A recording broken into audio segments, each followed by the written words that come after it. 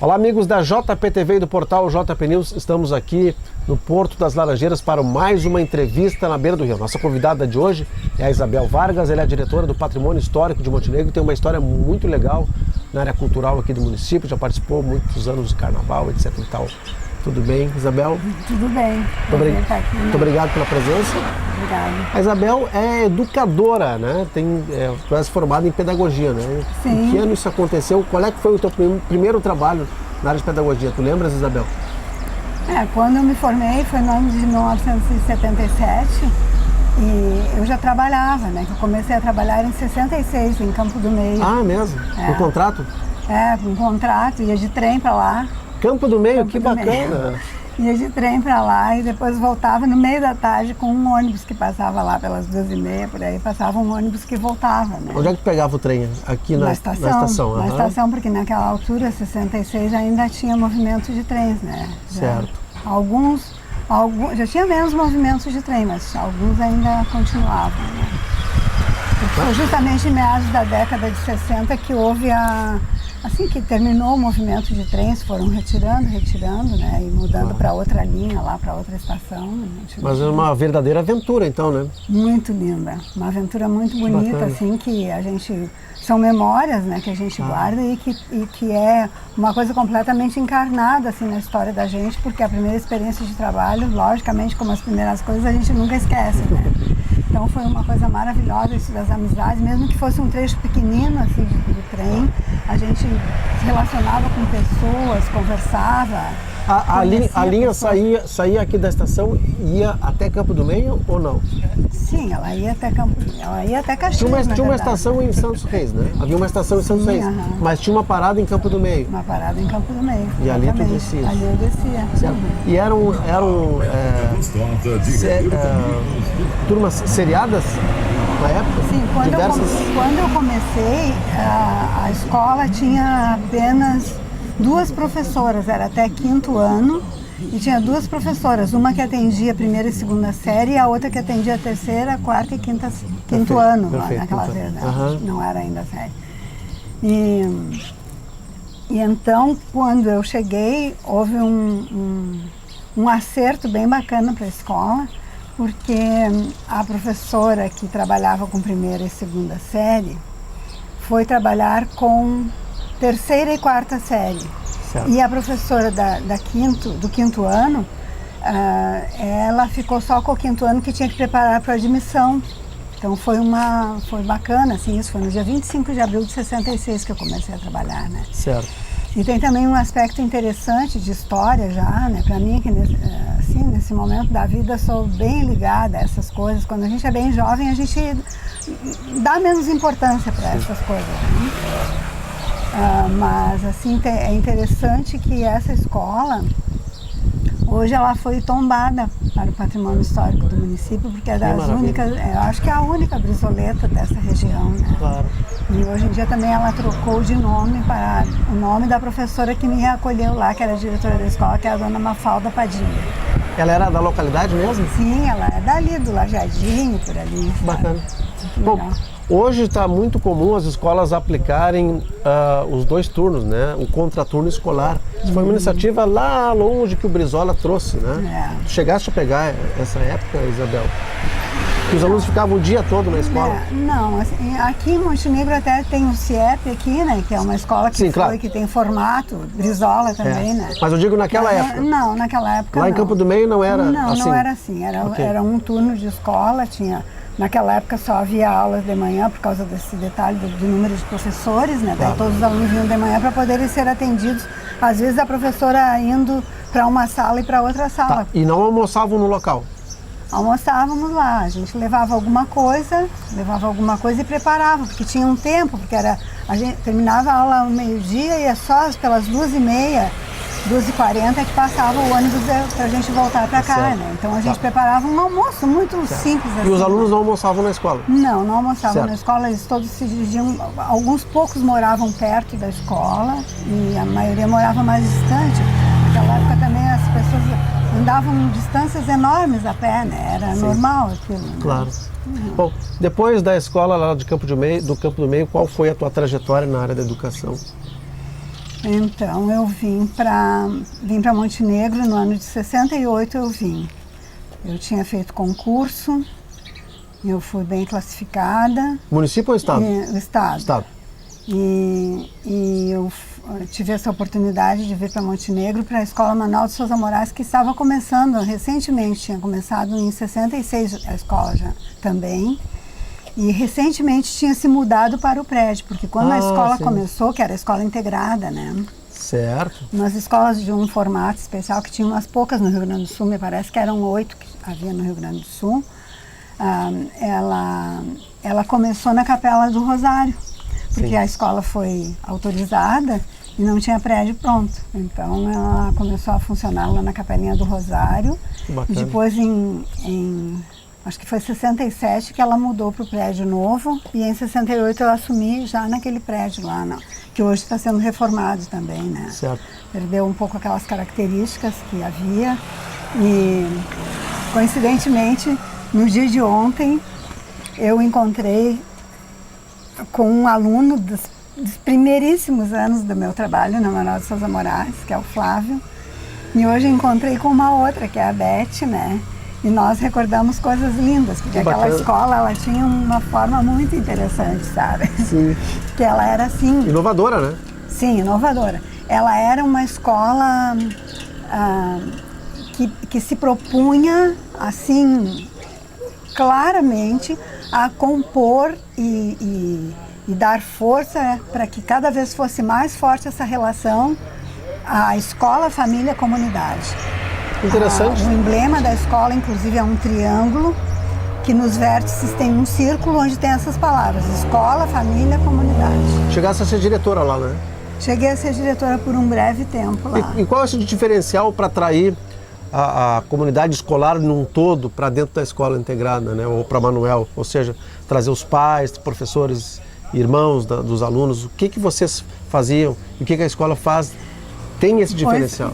Sim, com certeza, porque assim, sabe que a arquitetura é uma forma de arte que o mundo, a humanidade põe no mundo as formas arquitetônicas, e quanto mais belas, mais adequadas à vida, né? Claro. E a arquitetura acaba também formando, implicando na formação da humanidade, né? E no caso daquela escola era muito legal, porque ela não tinha cercas em volta, ela também tinha as paredes móveis, todas as salas da escola, eram 4 salas, que tinham contígua uma saleta, se estendia para uma lateral, assim, onde a gente podia... Em cada um daqueles nichos, a gente podia inventar um gabinete de alguma coisa. Cada turma inventava uma coisa. Então, eu lembro, por exemplo, que numa das salas que eu ocupei, a gente construiu um cantinho de ciências, onde a gente colocava todas as coisas que ocorriam para nós, que pudessem ser de um laboratório de ciências, né? Material de contagem, material de medida, frascos que pudessem proporcionar comparação de medidas, de capacidade, etc., né? Muito interessante. Num outro daqueles nichos, a gente compôs o que deu origem à biblioteca da escola, que se chama Biblioteca Escolar Monteiro Lobato, né? Que a gente fez muitos trabalhos. Eu trabalhei na biblioteca da escola também, porque no ano de 73, eu tive um problema de cordas vocais, que eu tive que fazer uma cirurgia e daí tive que reaprender a falar, porque Nossa. É uma cirurgia muito... na verdade, esse tipo de cirurgia é muito simples, mas a recuperação da voz é o mais difícil. Chegaste a ficar sem voz total? A gente não deve experimentar quando a gente está sem voz total, a gente não deve experimentar. Foi essa a recomendação que eu recebi, né? Que eu devesse ficar muitas horas por dia no escuro, se falar mal balbuciando, para ir treinando, fazendo foniatria para a recuperação da voz, né?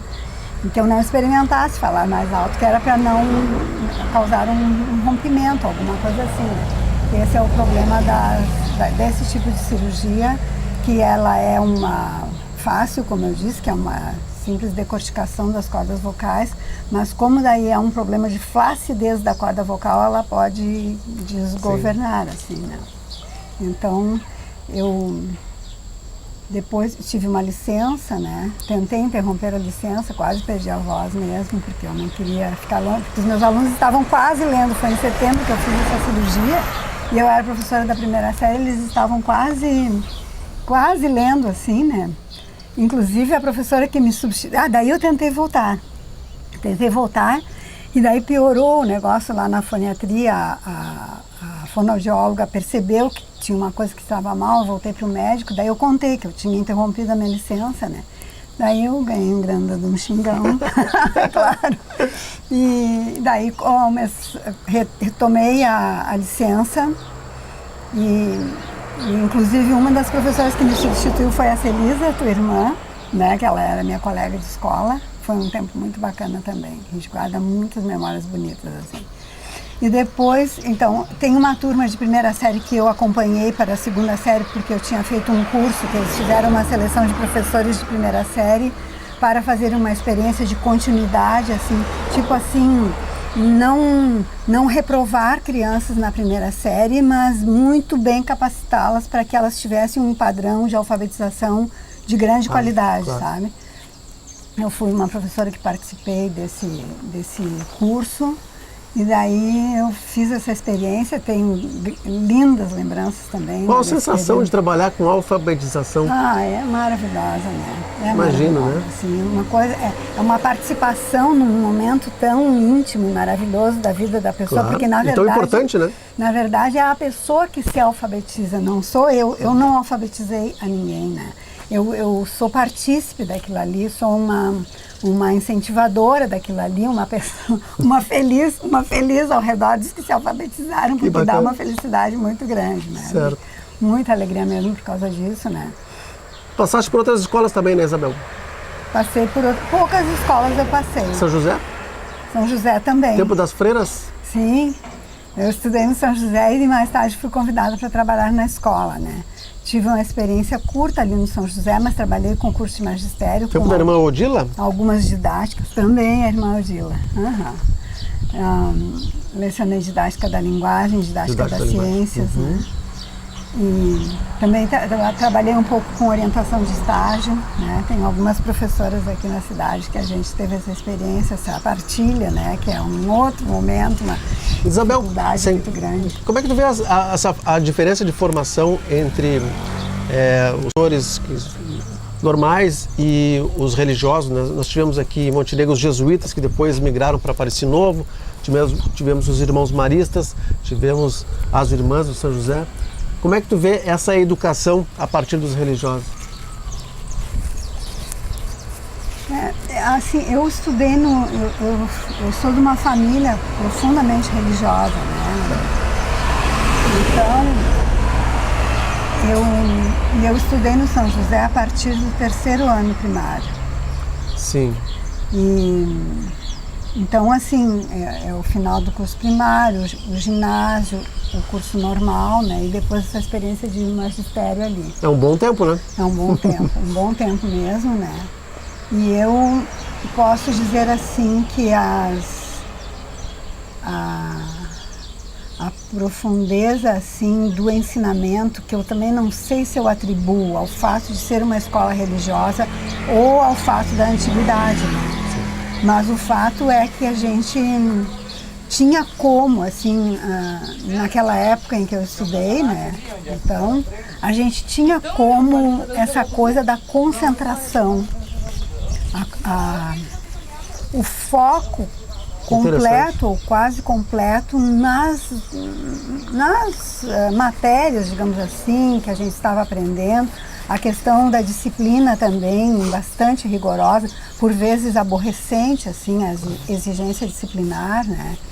Eu, assim, não fui uma criança estrabulega, vamos dizer, na escola, mas eu me lembro dessa sensação de querer fazer coisas diferentes e ter digamos assim, a punição até extraordinária, né? Por exemplo, eu gostaria muito de ir sem uniforme na escola, né? que muita gente gostaria de não ir, né? Sim. E então, um dia eu ganhei um lindo casaco, que não era azul marinho, era azul royal, né? Sim. E que tinha umas listas, parecia uma roupa lá França mesmo, porque tinha umas barras assim com umas cruzinhas branquinhas e uma outra barra com umas cruzinhas vermelhas em cima daquele azul maravilhoso que eu adoro até hoje, né? Era o máximo aquilo? O máximo. Tinha que mostrar para os colegas. E né? eu consegui ir para a escola com aquilo, pois quando eu cheguei no portão da escola me tomaram o casaco e nunca mais me devolveram. Ai, meu Deus do céu, que coisa mais triste. Nunca mais, Isabel? Nunca mais me devolveram, porque daí tinha essas coisas de dar para as pessoas que tinham mais necessidade, que tinham ponto, que passavam frio e essas coisas, porque era para ir de uniforme. Eu tinha japona, usava japona, eu tinha capa de chuva, eu tinha todas as coisas para ir para a escola, não tinha nada que ser uniforme, daí era assim, né? Isso de chegar tarde também, os rigores, né? Então, assim, mas quanto a isso do aspecto religioso, né? Eu acho que é bem bacana, assim, as escolas religiosas daquela época, porque agora eu não faço ideia, porque eu não trabalho mais. E quando eu trabalhei no Magistério de São José, já havia uma mesclagem muito grande com professores que não pertencem à Ordem de São José, né? E então como é que é, uma conversa, uma circulação de informações de um modo muito mais, vamos dizer, não de características de claustros, assim, nem nada, né? Muito mais variação dos assuntos, e as situações também foram mudando muito, né? Principalmente depois que houve essa coisa de a Escola São José também receber meninos, né? Que essa foi a grande razão porque eu me tornei professora, foi porque era escola só de meninas, porque eu não queria ser professora. Não? Não. O que tu queria ser? Queria ser advogada. Advogada? Uhum. A vida toda quis. Teve pressão da família para ser professora? Sim, porque eu pretendi estudar no Jacó Renner, que era bem pertinho da minha casa. Jacozinho? Sim, e que tinha o clássico ali, que eu queria fazer o clássico para fazer o direito, né? E aí? Mas aí eles não concordaram e disseram que, além de que era de noite a aula, ainda a escola tinha menina e menino, daí foi uma complicação, claro, e daí eu não consegui fazer assim a frente a isso e enfrentar esse desejo deles, né? Mais por causa de eu não querer desagradá-los do que propriamente por uma pressão deles, mas eu senti tamanha pressão, né? Tá bom, estamos conversando com a Isabel Vargas aqui no Entrevista na Beira do Rio. Esse é o primeiro bloco. Nós vamos para um rápido intervalo. No outro bloco, as pessoas vão poder conhecer um pouquinho mais da Isabel, do patrimônio histórico, a Isabel do carnaval. Vamos falar um pouquinho sobre o Gedião, pai da Isabel, o Gedião Silva, que foi uma pessoa muito ligada ao PDT, muito conhecida aqui na cidade. Isso no outro bloco, no Entrevista na Beira do Rio.